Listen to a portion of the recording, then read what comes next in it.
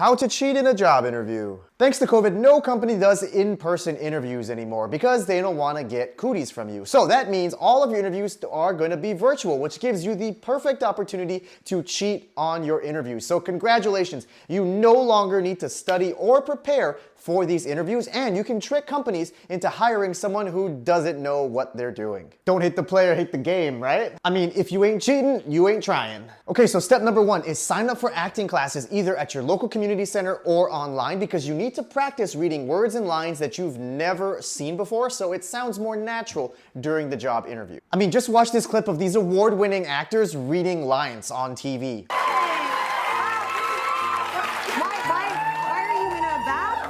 In the bathroom, I'm not living here. What? No one said that. Good, because I'm not living here. Doesn't that sound so natural? The interviewer is never gonna know that you're reading a script.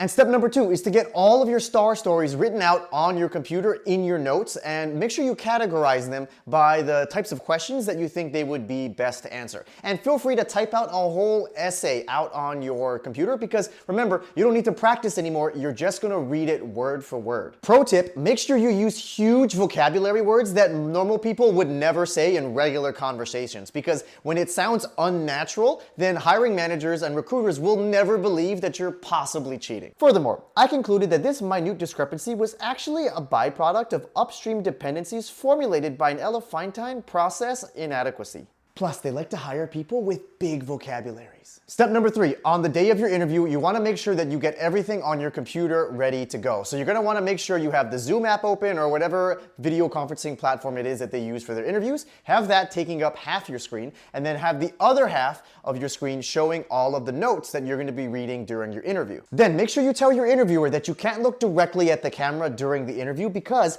you have a lazy eye, and that's why you're gonna be looking more at your screen. And remember, medical conditions can't be questioned, so they'll never know that you're reading your notes. Now, during the interview, as they ask you questions, you're gonna need to stall and buy yourself time to look through all your notes to find the right answer. So the best way to stall is when they ask you an interview question, repeat it back to them, but really slowly. So, how are you doing? How am I doing? I'm doing very good. Then once you've found the answer on your doc, then just go ahead and read it normally. Now you might be thinking, won't these interviewers be able to see that my eyes are moving and possibly reading something? That's why you're gonna wear sunglasses during your interview because then they won't be able to see your eyes. Just tell them that you went to see your eye doctor and your eyes got dilated right before the interview and that's why you have to wear sunglasses. Now, in case of emergencies, if the interview isn't going that well, all you have to do is freeze on screen so they think that you disconnected. And then flip off the power switch in your surge protector below your feet to turn off all the power and internet in your home. Then take out your phone and look up the answer on Google before dialing back into that Zoom call and saying, so sorry, you had a power outage. Now, if you have a little bit of extra money, you can pay for these softwares that will overlay on your screen and tell you what the best answer is using ChatGPT. But you will have to repeat the question out loud again so the software knows what to look up, and then you're gonna have to stall while the answer loads on your screen. So that's where all those acting classes are gonna come in handy.